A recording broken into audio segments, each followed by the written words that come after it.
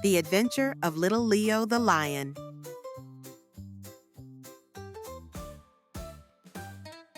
This is Leo, a small lion with a big heart.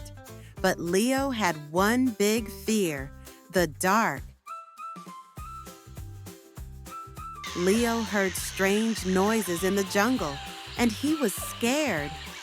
What if something scary is out there? Leo thought.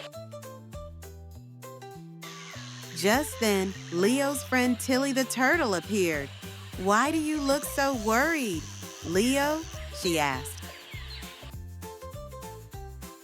Tilly smiled and said, "The jungle is just as beautiful at night. Come with me, Leo." Slowly, Leo followed Tilly through the jungle. As they walked, Leo discovered the beauty of the jungle at night. He saw glowing fireflies, heard crickets singing, and even spotted a wise old owl. Leo realized that the night wasn't so scary after all.